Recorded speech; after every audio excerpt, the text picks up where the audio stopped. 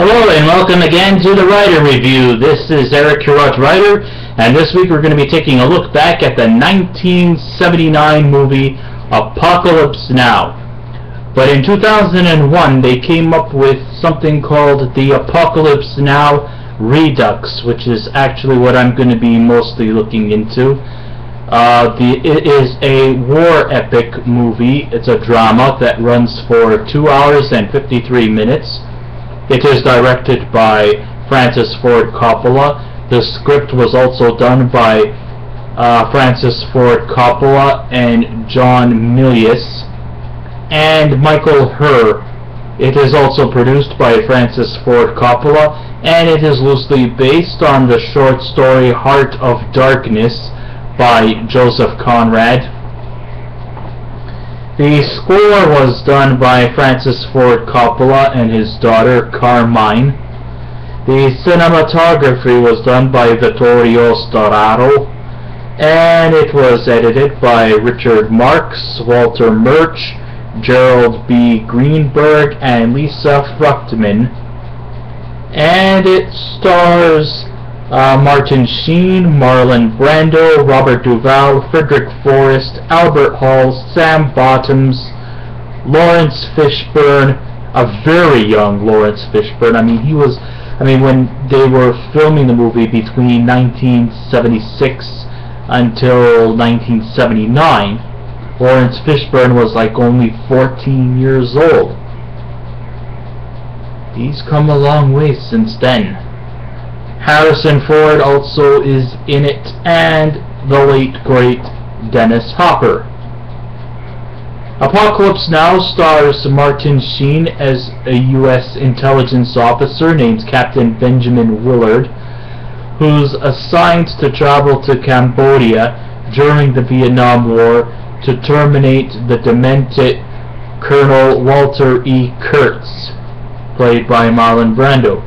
Kurtz is in the midst of attempting an unapproved and bloody operations in the deepest jungles of Cambodia, which is also joined by local tribesmen and a few other platoon of U.S. soldiers.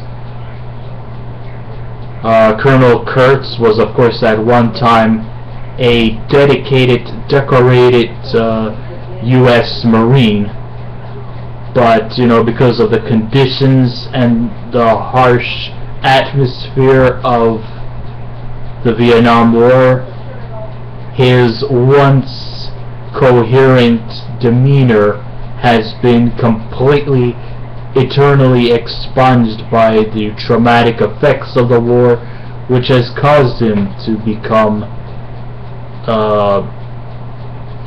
traumatically demented.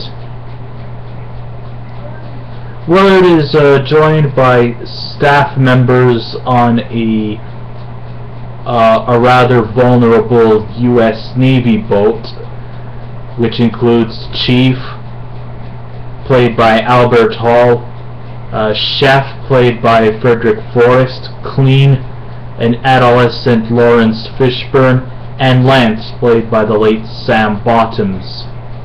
Willard also is joining him is a loopy helicopter technician, and I believe his position was Lieutenant Colonel Kilgore, played by Robert Duvall, and his helicopter brigade, which he also brings along some Playboy bunnies for entertainment purposes. And also on his journey he runs into a French plantation where a family stubbornly does not want to leave the premises. And this leads up to a bloody, epic operations against the statistic Kurtz. After finally seeing the Redux version of Apocalypse Now, I can admit that it exceeded everything the shorter version of the classic film has to offer. Some people may have been a little bit ticked off at director Francis Ford Coppola because of the fact that they do not like a classic film like this to be tampered with and spoiled. But hey, Francis Ford Coppola, this is his movie. He can do whatever the hell he wants with it, and if he chooses to expand the movie to an extra 50 minutes long, well then that is his prerogative. This is his movie. And I think that a lot of the stuff from the Redux actually comes into more place, and we get to understand the characters more.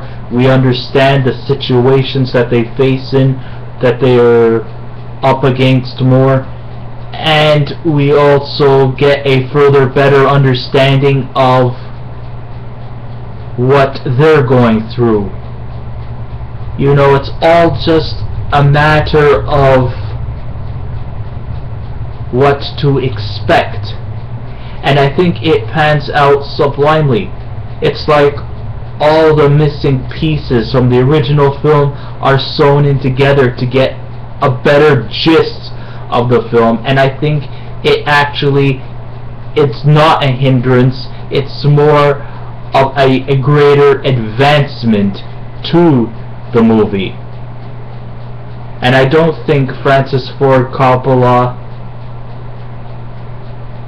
tampered with a classic film. He actually made it all the more spectacular, and I give a hats off to him. After finally seeing the Redux version of Apocalypse Now, I can admit that it exceeded everything the shorter version of this classic film has to offer. The American Film Institute has ranked it as one of the top films in movie history, and I have no reason to argue that analogy in any way possible. It was truly an amazing masterpiece of a film, and I am just so greatly honored to witness probably one of the greatest films ever made. I mean, I think Francis Ford Coppola reached his apex when he did The Godfather, but I think his real magnus opus definitely comes without a question of a doubt Apocalypse Now, and the Redux just made it all that more poignant. It truly is an amazing. If anyone was expecting this movie to be a feel-good movie in any way possible, well then what the hell are you smoking? There is no feel-good elements to this film. What you're looking at is the threshold to hell. The weak at heart is definitely not invited to this party. And I'm not trying to be mean, but if you can't take the brutal grimness of this movie, then it's really not for you to see. There are some comical elements, but it was not intended for chuckling purposes, but for a much darker tone.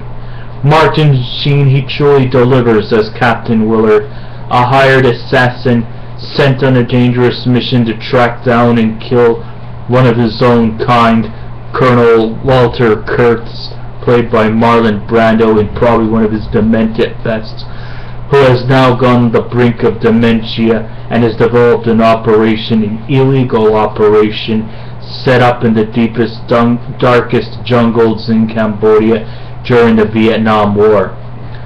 One thing I don't understand is, why couldn't the army just simply send him home via Section 8? I mean, if he was insane and all, a Section 8 would have been the more better solution than to just simply kill him off. But I guess there was a reason. There are no simple solutions. A Section 8 probably wouldn't do justice. In the harsh conditions of the Vietnam War, there were no simple solutions. Sure, I know there were probably a lot of other soldiers who did get discharged via Section 8, but in the case of Colonel Kurtz, it goes way beyond, and I think maybe even a simple Section 8 discharge just couldn't just couldn't really be, there just couldn't be any other ways out of it. So I guess a Section 8, is not an option. I mean, lots of Vietnam vets, sure, they fell to dementia during these harsh moments. Robert Duvall really, in the few minutes that he was in the movie, he really delivers as a tough but eccentric Colonel Kilgore, who also has, you know, an obsession with surfing, and he definitely enjoys the aroma of napalm in the morning. Every scene that Robert Duvall in, he just steals it. He is just really that great of a dynamic character, even if he was on for just a short time. Robert Duvall truly is a great, versatile performer.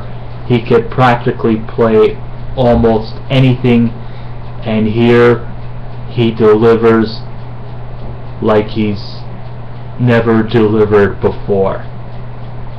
And though he was only on briefly, he definitely truly makes the most of his limited screen time. By expanding the film to an extra 45 minutes, I don't know what the story would be without the French plantation in Cambodia. I think it would be lost in the shuffle that we see these people argue over issues like politics, and they exchange brandy and cigars. Maybe it's a ploy for Willard to have at least one last chance in preserving his sanity, because in the conditions that these guys face, you know, they are in an environment where losing your sanity is not an option, because this Vietnam War, there is no sanity, there is no humanity. And I don't think it was a choice that Kurtz made to throw away his humanity and his sanity. He truly had to lose it just for the sake of survival. And once you lose your sanity, it's gone forever. I had a chance to see it in theaters in 2001 when it was re-released. Just the whirling sounds of the helicopters and the explosions of the bombs sound so close to you that it could almost blow up right in front of your faces. This film is the perfect war movie with great acting, lots of intense scenes, and a film that truly will not insult your intelligence. And you're more crazier than Kurtz if you choose to neglect this movie. I mean, it was very smart of Sheen to really truly take this role, if anything. And by the end of the movie, his character should have been rewarded with a silver star or a purple heart or something. I mean, he's aboard in a vulnerable Navy boat as he crosses the jungle, as he eerily gets closer to Kurtz and his insane abode. And as he draws near, I fear that Willard might be on the brink of turning over to the dark side himself. With the conditions they're up against, anyone can go insane. Kurtz, Willard, Kilgore, anyone.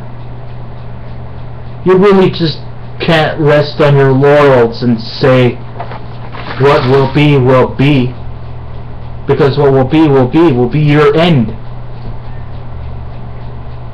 You know?